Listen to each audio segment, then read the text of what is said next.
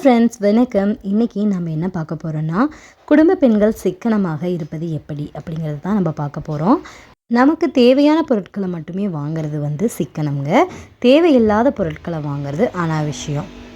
இந்த மாதிரி நம்ம சிக்கனமாக இருக்கிறது மூலிமா நம்மளோட வாழ்க்கை தரம் உயரும். ஒரு 4-5 வருஷத்தில் இதோட ரிசல்ட்டை பார்ப்பீங்க.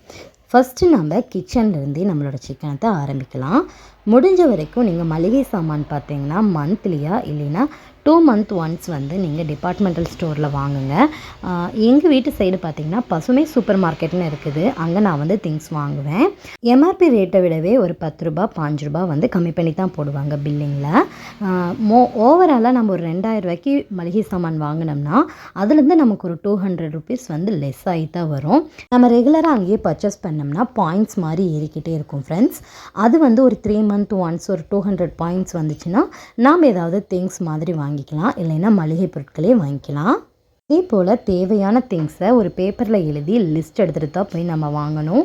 அன்வான்டாக எந்த ஒரு பொருளையுமே நம்ம பர்ச்சேஸ் பண்ணக்கூடாது. மோஸ்ட்லி இந்த மாதிரி டிபார்ட்மெண்ட் ஸ்டோர் போனோம்னா நம்ம ஒரு பொருள் வாங்க போவோம், அங்கே போனால் ஒரு 5 பொருள் வாங்குற மாதிரி இருக்கும். அதில் நம்ம ரொம்பவே கேர்ஃபுல்லாக இருக்கணும்.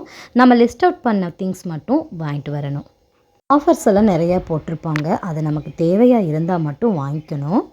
ரேஷனில் பொருள் வாங்கினா அது யூஸ் பண்ணணும்.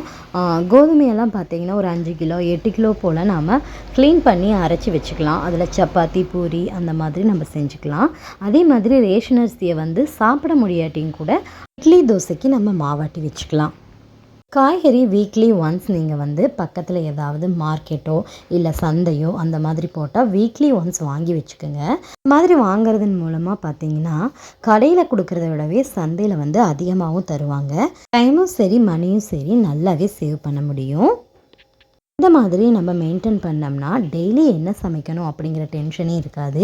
வீக்லியாக ஒரு சார்ட் போட்டு நம்ம சமைக்க ஆரம்பிச்சிடலாம். இன்னும் எப்படியெல்லாம் சிக்கனமாக இருக்கலான்ட்டு இன்னொரு வீடியோவில் பார்க்கலாம்.